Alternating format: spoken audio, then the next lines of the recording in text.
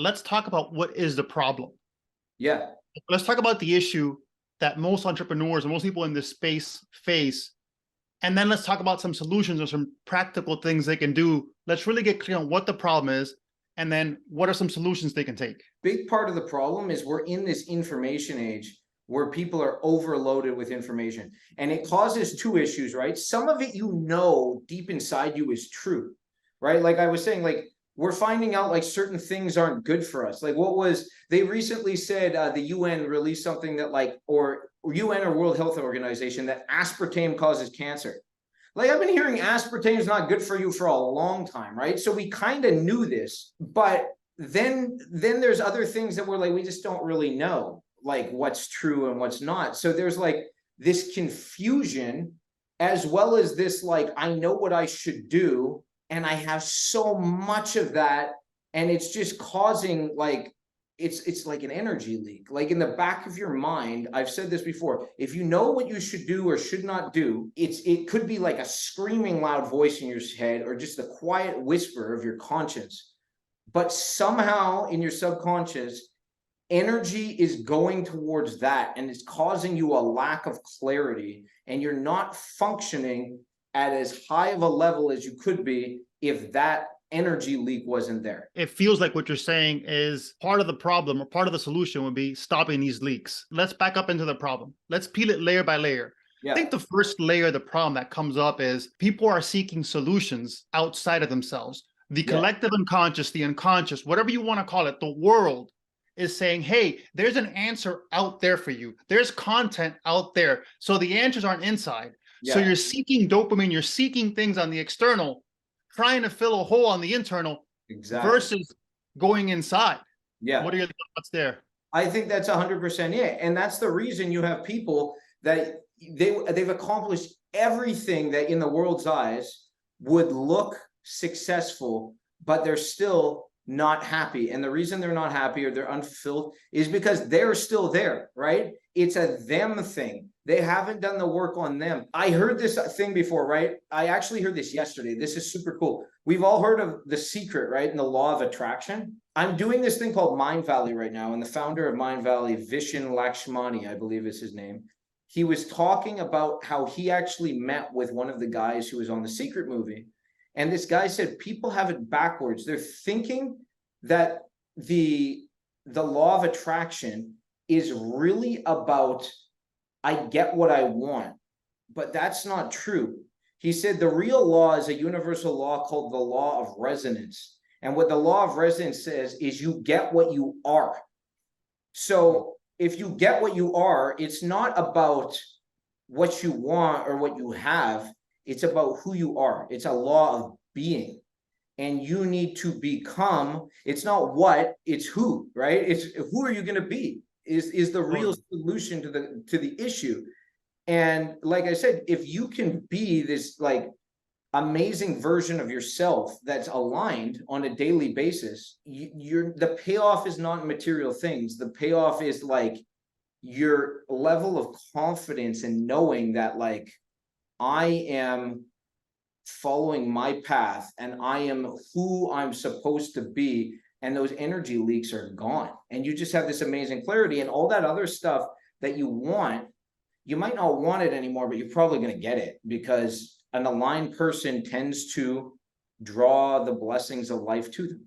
I couldn't agree more. And it's a difficult concept, so you said it amazingly well. It's about beingness. It's about who you're going to be, because who you're going to be is going to attract all that you are. But it starts with beingness. The challenge is most of us are taught in the world, hey, to go out there somewhere and figure out who you want to be. Hey, I want to be like this person. Hey, I want to be like that person. No, you are a unique spark of individual divine God consciousness. Like you are made whole, complete, and perfect. Go inside, figure out who you want to be, who you really are, the child of God. Get there, and then start from there. And then once you start from that being place, all the fruits on the external, all the effects will be brought to you. It's the Father's good pleasure to give you the kingdom of heaven. That's exactly it. So what I would tell somebody who finds himself in this place is the first thing that we need to do is we need to really figure out who you are now, where you're misaligned, and who you really want to be. And that's going to come from getting quiet, understanding like who you are, who you think you are, and who you are probably two completely different people. Because oh, they are. Look at you. Look at your calendar. Your calendar will tell you. Rather than try and think about it, look at where you spend your time. Look at who shows up and where you spend your time and how you are being as you spend that time. Yeah, it's crazy. You want to know something too that I was thinking today, man. I wrote this down because we're doing this this July challenge on Instagram. Actually, your wife is part of it, which is super cool, man. She's doing it with us. I wrote this down because we put together like this very simple thing. I was like, okay, I want to help people in habit formation because habit formation is the foundation of being. You are what you repeatedly do, right? So if you can build some super solid habits in your life, you're becoming the person you want to be, right? So I was like, okay, let's make some sort of challenge to help people build habits. And we put together something really simple. We said, what you're going to do is for the month of July, you're going to pick one thing that you either want to add to your life or remove from your life. You're going to do that on a daily basis. And then Brittany and I are going to post on Instagram every day, and you're going to comment on that post. This is your accountability that you've completed or done or not done the thing that you said you were not going to do, right? Very, very simple instructions. And what I'm starting to see is like, there's very common reasons people fail at this stuff. Number one, people can't follow simple instructions. So I'm having people, they're like not posting every day. It's like the accountability is there because change is hard, man. So if you have some accountability, it makes it easier for you. So people can't follow instructions. It's surprisingly ridiculous how people can't follow simple instructions. You did the 75 hard, right? I did. So did I.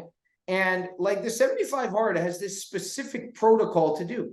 I've heard so many people, they're like, oh, I'm doing a modified 75 hard. I'm like, that's not the 75 hard, man. Follow the instructions. It was made for a specific reason. People are like, I don't want to take a selfie today, or I'm not drinking a gallon of water. It's too much. Well, then you're not doing the program. The whole program was there, and he doesn't like calling it, no, he calls it a program. He doesn't like calling it a challenge, but it's there for a reason. And then the other thing that's crazy is people make things really, really complex. So, you know, I told them pick one thing, and people are like, I'm going to change 2 or 3 things. Now I've done 2. I've decided that I did a removal and an addition. I'm stretching and I stopped playing Xbox. I don't play Xbox very much, but I'm like, this is a time suck. I use it once a week. I'm going to get rid of it. But I've been doing this for a long time. So just because I'm doing 2 does not mean that you should do 2. You should keep it simple, especially if you're new to this journey. And the last thing is people are not specific. Like people are like, oh, I'm going to be kinder to myself. What the heck does that mean? You're going to give yourself a back rub? Like, how do we know? You got to be able to measure the thing to get there. And this is what I realized. We're only 6 days in, right? And I've seen so many people just like, they're not commenting anymore. They're gone, man. Gone, like crickets. And you know what it made me realize? The fact that people can't keep a promise to themselves for a week tells people 3 things. Number one, the standards of the average person are unbelievably low. Unbelievably low. And average is a failing formula. A formula that most people are living by, which is unbelievable. But this is what would excite me if I saw this. I would be like licking my lips because 6 days, if you want to elevate yourself out of average, it's not very hard, right? And that's the first step to beginning this journey. The average person can promise to themselves for 6 days. Yeah, I heard it well. A mentor told when I first started in the business in real estate was years ago. And he said, Ray, it's not that hard. The truth is, there's no traffic on the extra mile at all.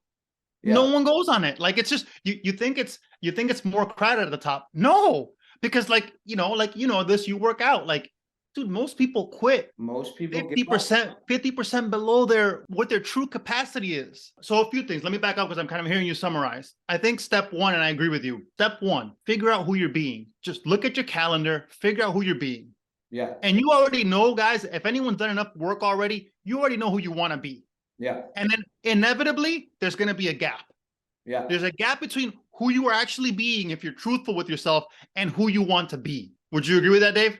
100%. There's and for most people, it's a massive gap. Where that gap is. So wherever there's that huge gaping gap that is causing pain and suffering, and in our own core, when you sit down and be quiet, it'll reveal itself to you. You don't have to think about it. Dude, you know that pain is there. You're just choosing not to look at it. You're choosing to ignore it. And what usually most guys do is they do something to drink their pain away, to smoke their pain away, to whatever, distract their pain away. It's something to distract them. It can even be like the simplest things, right? I stopped playing Xbox.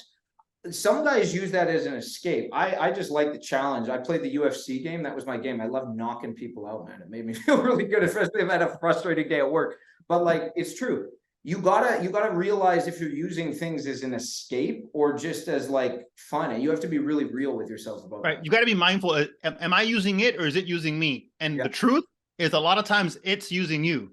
Yeah. Right. So figure out what one of those places are, and how you do that is, again, you sit in quiet, you sit in stillness. This is kind of why a meditation practice or a mindfulness practice really just, and then people make that complicated. Listen, man, every morning get up and sit by yourself for 2 minutes. Don't do anything. Don't bring your headphones. Don't bring your mic. Just sit there. Just sit there. And if the thoughts come up, okay, you watch the thoughts. Can you be the watcher of the thoughts? Are you going to connect with the divine every day? No, it takes practice. I just want you to sit there for 2 minutes, quiet. Yeah, you got to start somewhere. And there's nobody that can't do 2 minutes. Or maybe even make it easier. Maybe don't watch the thoughts. Maybe just take out a notepad and start writing them down, right? Yep. You got to start somewhere. And once you start to analyze that, you're going to be like, holy cow, my mind is very different than I thought. It's not even my mind, it's the mind. It's not yours. That's it's not the fact that you could, the fact that you can see the thought means it's not your thought. But if you're not observing the thoughts, that's where they get you. And then you know why people don't do it, Dave? Because they're afraid of the thoughts. They're not afraid, like there's a thought that they're afraid of the thought. So they're not really afraid of actually just sitting there. They're afraid of the thought of sitting there. It's crazy, bro. You know what's really interesting, man? You know Andrew Tate, right? Yeah. So I heard him on an interview. So, regardless what people think of him or whatever, I just heard him on an interview, and he was in prison recently, right? In Romania. And he was on an interview with Patrick Bet-David. And he was saying the thing that's interesting about prison is here on the outside, when you have a bad thought, you can quickly distract yourself. Pick up the phone, go on Instagram, whatever you want to do. You can distract yourself from that thought. But he was like, when I was in prison, I didn't have that luxury. I had to deal with thought. And it's almost like, as much as that sucked, it's almost like a gift to the guy, right? Because he got to do something that most of us don't do. We have a bad thought about something, and the first thing we want to do is distract ourselves. But what you really begin to realize is the thought can't hurt you, man. The thought can't hurt you. It can only hurt you if you take ownership of that thought and begin acting on that thought. That's when all of a sudden things go wrong. But if you sit there and you realize this is just a thought, what's it going to do to me? It can't do anything. Yeah, it makes me feel this way, but my feelings are just feelings. They can't hurt me either, right? And you just begin to realize what being human really is, right? We get this great experience. And as much as those bad thoughts and emotions might feel not good in the moment, the truth is, if we didn't have them, how would we know what a good thought and a good emotion was? We live in a very dual world. We need that. We need the rain to know that sunshine feels pretty darn good, right? We need the days when you feel down to really enjoy the days when you're just on top of the world. If we didn't have that, we'd have no appreciation for the other thing.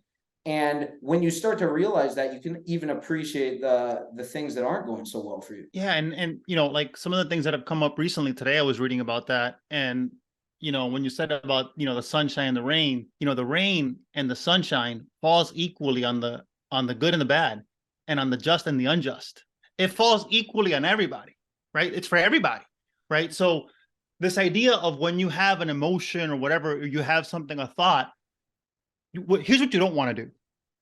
You don't want to engage with the thought. You don't want to engage with the feeling. Because now if you engage with it at the intellectual level of the mind, now you're playing tennis with that bad boy, and you're always going to lose that. The thought is just coming up to be released. So ideally, what you want to do, the reason it's in you, the reason it's in there, is because this is the core problem. And Dave and I were going to get to this, is a false identification with the thought with the feeling. You've identified yourself, your being, as that thing, as that thought. You put on this costume and you forgot that you put on this costume, and then the costume identifies itself with feeling a certain way or being a certain way. But you forgot that you put it on. So as long as you're identified with the thought, as long as you're identified with that emotion, and then you create entanglements with it, you play tennis with it, you try and push it down, or you try and, hey, I want to feel more of this. You become attached to the feeling, meaning, hey, it felt good, I want more of this, or hey, it didn't feel good, I want to suppress it. If you're suppressing or you want more of,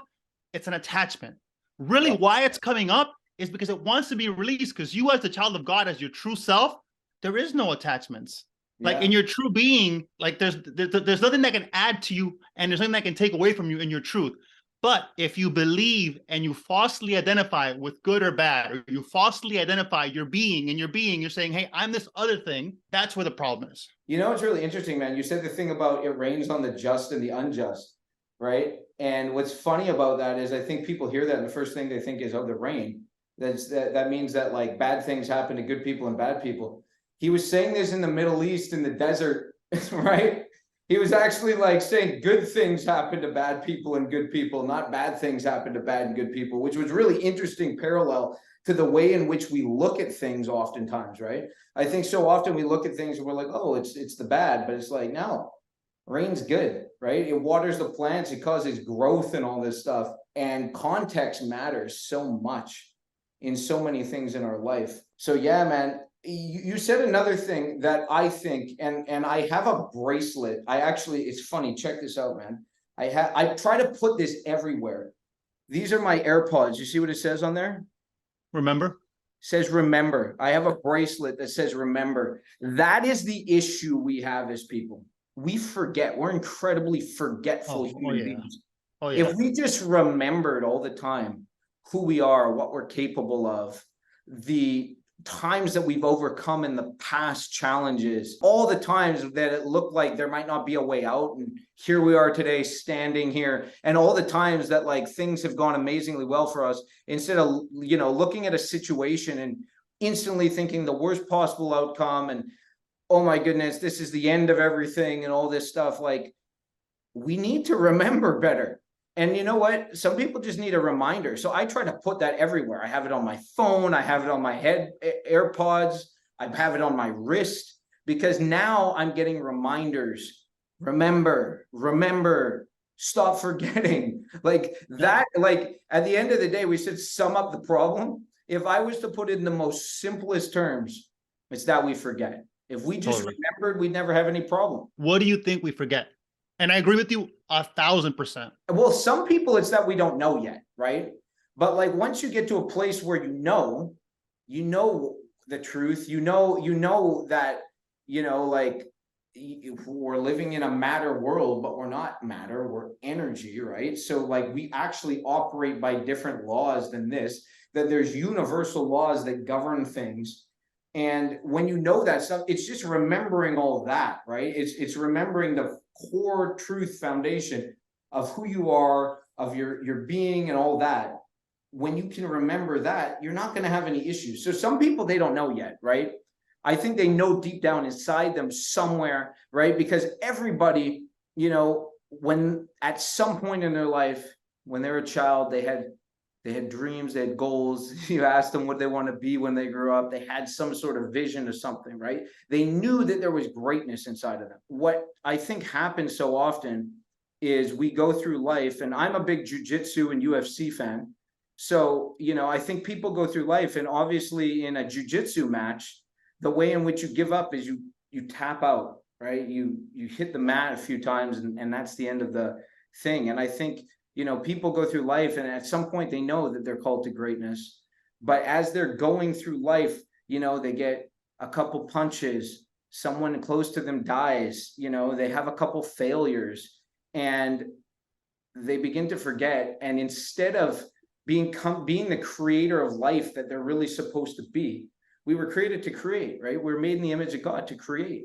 100%. And we end up tapping out to life rather than making life tap out to us. And that's really, really it in a nutshell. My drive is to, for men in particular, to get that back, man, because we live in a world where masculinity is under attack, right? Like femininity is under attack too. Like people don't even know what a woman is anymore, but like totally different topic. But like we live in a place where like we need strong men that are going to stand up, that have vision, that have principles that they're going to live by, that are going to go out there and show the world what we're capable of. And that's what, you know, I'm passionate about seeing and creating and helping these guys that are, you know, they might have seen a lot of material success, but now they're at a place where they're just like, I don't feel fulfilled. Totally. No, and I'm on the same spiritual path as you, in that there's a lot of men out there that aren't fulfilled at the soul level because they sought fulfillment out in the external world, the world of things, and the world of things will never give you fulfillment. That'll never happen. I guarantee you that. They've been sold a bag of goods. It's not true, man. It's not true. And then, so like for me, I'll say a little different. Like I see it, we're always on the same page because, again, like what you said it well, we believe in these universal spirit, I call them more spiritual universal principles, but they're all the same. They're all the same basic principles. And I like the way Joe Dispenza asked a question one time, and then I've kind of done my own research and study and meditation on it. But it's really, at the end of the day, at the beginning of the day, was I the child of God today? Yeah. Was that in my true being? Was I the child of God? Is that my true identity? And what happens is we identify with our humanness rather than our God conscious. Yeah. And if we make the mistake and we identify in the humanness, then yes, there's evil. Then yes, there's things that affect us. And then yes, failure, we become identified with failure. Yeah. But failure is always external to us. There is no failure in the kingdom of heaven. That's already inside you. You're not separate from that. So it's a matter of remembering your truth all the time. And you know what happens, guys? Eventually, you remember so much, you don't got to remember anymore. Yeah. It becomes the operating default model. And we're all there. This is all a practice. This is all, you know, it's a practice. It's a practice of consistently retraining and reconditioning the mind to remember your truth, to remember the truth of who you are. It's a constant reconditioning and retraining of the mind to remember the truth. Yeah, that's all spiritual growth is. That's exactly it. It's constant. And the thing is, you know, like we're probably like hard on ourselves, right? Like I have very high standards for myself, but like there's nothing wrong with looking at your day. And I think like this is another practice. We talk about getting quiet in the morning. I think we need to evaluate ourselves at the end of the day too, right? So that you can go to sleep in a good space, right? Because like if you go to sleep and you're like thinking about your problems and stuff, you're probably going to wake up thinking about your problems and stuff. But if you can go to bed and you can really analyze and be like, how did I do today? Did I stay in, you can say, did I stay in character? Did I break character? Did I align with the vision that is inside of me of who I'm capable of being? And most days, actually every day, you're going to be able to find where you fell short. But the goal is not to beat yourself up about that. Is 100%. That you're aware of it so that the next day, even if it's a millimeter better, whatever, a really tiny measurement, right? I don't know how you're measuring this, but like if you're just a little better, you made progress. And that's the goal, that every single day you're moving forward just a little bit. And it's this game up here, right? Like getting your actions right. Yeah, that's difficult, but like most people can get to that place with some effort, some willpower, some understanding, some remembering. But like the real game is getting this right. And that is the one that's the real challenge, because like you said, our thoughts aren't our own, right? And this is provable because every single one of us has had a bad thought, like crazy thoughts, right? Like, but the point is you would never choose that. Why would you ever choose that thought? You'd never choose a bad thought. So they're not yours, because if they were, you would choose not to have them.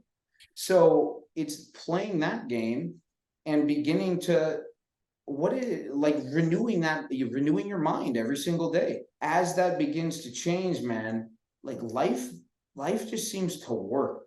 It seems to work. Yeah. Speaking of alignment, I got to tell you this funny story, man, because the synchronicities begin to pile up when you're in alignment. So we were having a 4th of July barbecue the other day. And first, this is crazy. So I have a leak in my roof. Frustrating, right? Because my house is only 2 years old. It's a brand new house. Hmm. I'm like, what did this guy do that built the house? Like, what did he use? The crappiest roof ever. So anyway, my assistant's working on it, and she has one guy come, and basically there's like a gutter that goes off the roof, and something with the sealant there is where the water comes off, like it's causing the leak, and it's getting in my laundry room closet. This one guy comes and he wants to charge me $2,500 to fix this leak. And then the guy who built the house sends a roofer over, and this guy looks at it and he's telling me there's all sorts of problems wrong with the roof. The ceiling's wrong and all this stuff. And I'm like, this guy who built the house used the cheapest possible material. I don't know what he did. And he gives me a quote for $10,000. So I'm just like, like completely unexpected thing. And it's frustrating. So I'm Monday, like it starts raining and the leak's getting worse. So I'm like, I told my assistant, I'm like, let's just bite the bullet. Let's get the $2,600 person over here to fix this. And strangely enough, this is where it gets really good. Strangely enough, one of my buddies is over, and nobody can come on Monday, right? It's like, it's funny, like in Miami, people are just like, oh, it's a holiday tomorrow. It's not a holiday today. Why can't you come today? It's a roof leak, like kind of a big deal, right? Nobody can come. So they're supposed to come the day after the 4th.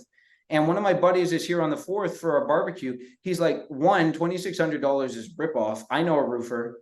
He calls him up. The guy comes that day and he fixes it that day. And then he gives me a quote to fix the entire thing for the price of like the whole roof. This one that was $10,000 for less than the $2,600 quote that other guy had given me just to fix this one little thing.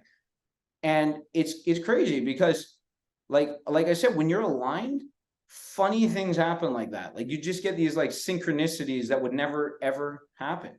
It's unbelievable. There's two things in everything you said. One, I wrote down, and I forget if it was Peter that said this, but he said it well. He goes, every day I die to the false self. Yeah. Every day I die to the false self. Dying to the false self is dying to this other self that you think you are and remembering the truth of who you are. Yeah. That's all spiritual enlightenment is. And then the second thing is, as you die, they're related. As you die to the false self, you raise your vibration, you raise your consciousness, you remember who you truly are. And then, sure, things in life, you're still a spiritual body having a human existence, so things show up. But because you're operating out of the Christ consciousness, because you're operating at a higher level of vibration and consciousness, a lot of things just solve themselves a lot easier. Yeah. Sure. And what happens when you're mad, you struggle, you fight things. Things are hard, things are grindy. It's a jungle out there. It's man against man, right? But when you're operating a higher level of vibration and consciousness, things still show up. You still have things to deal with in the human world, but they get resolved a lot more with, it's a matter of resolving things by grace when you're at higher levels of vibration versus resolving things by force when you're in lower levels of vibration. I like that, man. Resolving by grace rather than resolving by force. And it's funny too, because it brings back the words of Jesus. My yoke is easy and my burden is light, right? 100%. Like, and I think we walk through life so much and our burden feels heavy, but it's like, no, my burden's light, like I'm walking by grace. So dude, this has been a really good chat. Let's just sum up. What's your biggest takeaway from this conversation, Reno? Like for me, what came through me is, what's one thing that I can add? What's one thing? So thank you, whatever his name was. What's one thing I could add such that by adding it would make everything else easier or necessary? That's one question. Like what's one habit I can add? Yeah. Ideally, for most people, it's probably going to be some kind of quiet time, sitting down, prayer, or meditation. If you don't have some kind of ritual, some kind of mindfulness practice that you do daily. You got to spend some time reprogramming this, because if you're not programming intentionally, you're going to be programmed by default. Oh, you're being programmed. Yeah. So, and then the second thing was equally important is what's one thing I can stop doing such that by me stopping doing it, it releases a bunch of energy. So I have a whole bunch of more space so that I can operate by grace. What's happening now, the reason people aren't operating by grace, Dave, there's no space. They're constantly pushing. And if you're constantly pushing, there's no magic. There's no mysticism. There's no space for the divine in your life. Yeah. You know what's so funny, man? It's like you talk about that energy leak. And here's an extreme example, but I went to a church in New York City. It came out that the pastor was cheating on his wife and stuff, which is crazy. But this dude was such a powerful speaker and had such a charisma about him. But it made me think, like, energy leak, right? Imagine the energy leak that he has going on. He knows he shouldn't be doing that, darn sure he's in a position where he's supposed to be such an example to people. But imagine this, dude, every single time he gets a call from his wife, heart probably drops. Does she totally know? Does she know? Yeah. Does she know? She doesn't know. It's just she's just calling to be like, hey, I'm heading to the grocery store. What do you want for dinner tonight? Right. But that energy leak is constantly going on. Right. And we have those too. Maybe hopefully your issue isn't that. Right. But like, whatever it is, you have these leaks, whether you know it or not. And it's just leaking your energy at a subconscious level. So pick the biggest one. Pick the biggest, and dude, you know what it is. You know what it is. Everybody knows what it is. You know what I mean? People know what it is, man. And don't be afraid to talk about it, right? Like, I think there's so many issues that guys just don't want to talk about, right? They're just like, oh, I want to talk about. And the weird thing is the guys think that they're the only ones having marital issues, or they're the only ones having issues with this addiction or that addiction. Dude, we're all the fucking same. Like, yeah, we're all dudes, man. We're all dealing with the same thing. That's one of the things that's like just a lie, right?